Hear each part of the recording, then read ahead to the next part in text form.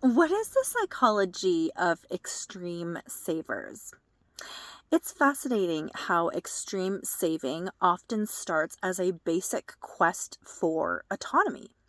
It's less about the money and more about the psychological leverage that comes with being able to walk away from a bad situation. There's a distinct dopamine rush involved in watching the numbers climb that truly beats any type of retail therapy. For an extreme saver, the buy is the investment and the product is growing compound interest. We get the same hit from a high savings rate that someone else might get from unboxing a new bunch of designer bags. Many of us have a lingering echo of past financial trauma or childhood scarcity. If you grew up in a home where the lights might go out at any minute, enough becomes a moving target. You're not just saving for retirement, you're saving to make sure that scared version of your younger self never has to feel that way again. Identity plays a massive role as well, where being the frugal one becomes a badge of honor and a core personality trait. It's an ego boost to be the person who can survive on the least.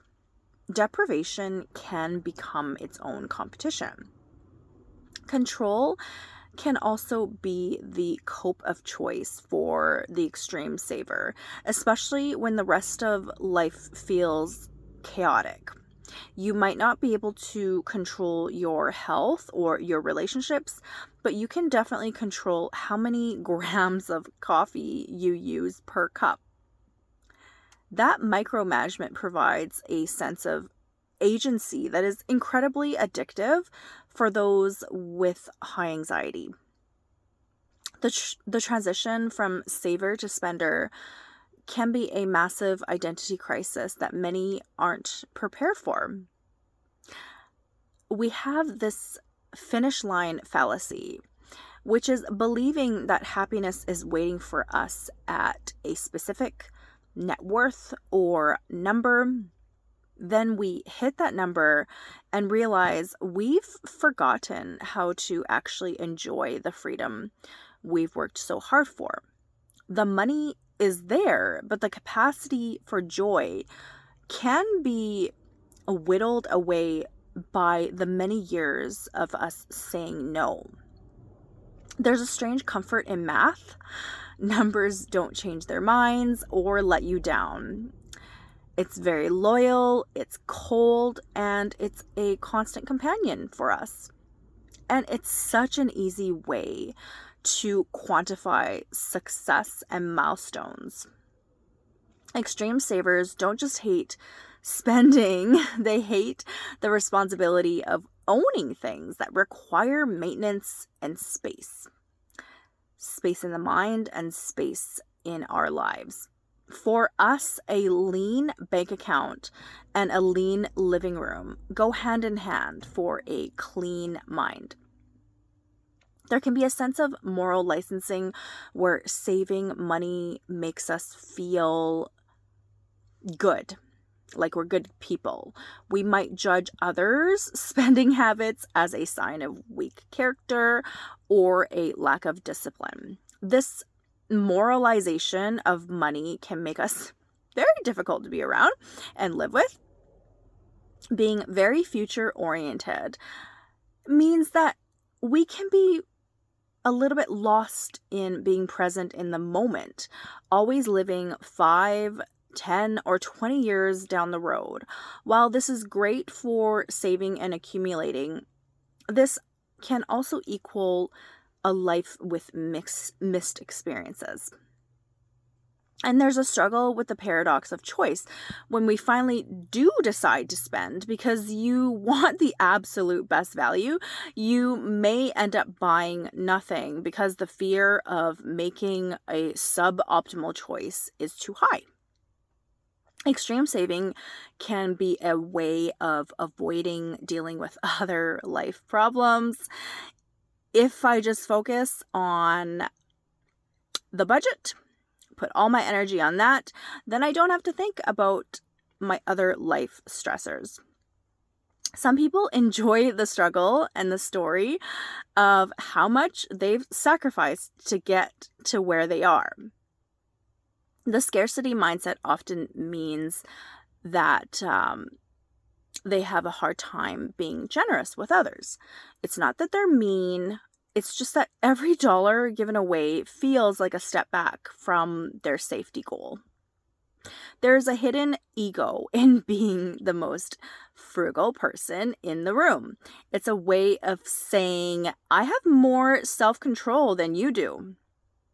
It's a quiet form of superiority that needs a check-in and awareness. You can have $10 million and still feel insecure if you haven't dealt with the underlying anxiety.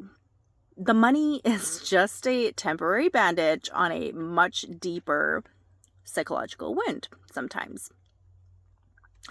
And there is a legacy mindset, wanting to leave something behind for the next generation.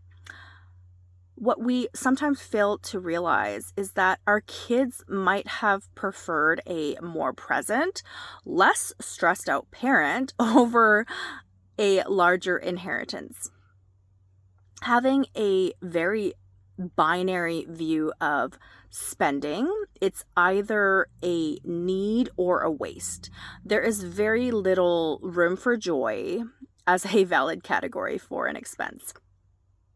We often have a hyper awareness of the marketing psychology that we are able to overcome and can feel a sense of triumph when we are resisting it. The independence that we are chasing, no boss, no schedule, total freedom.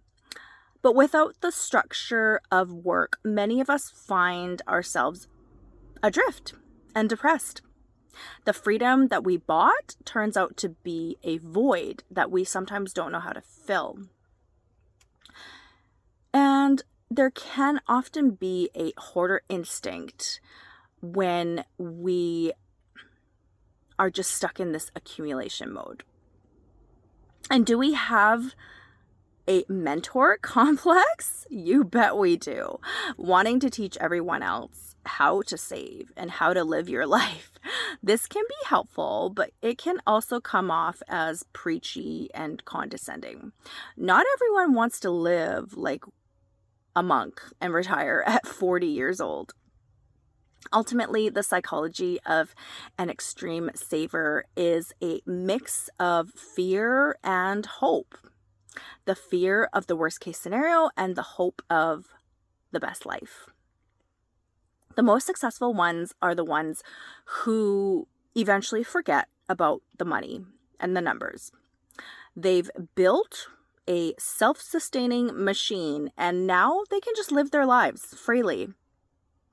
Extreme saving is a deeply human response to an uncertain world. We all want to feel safe and free.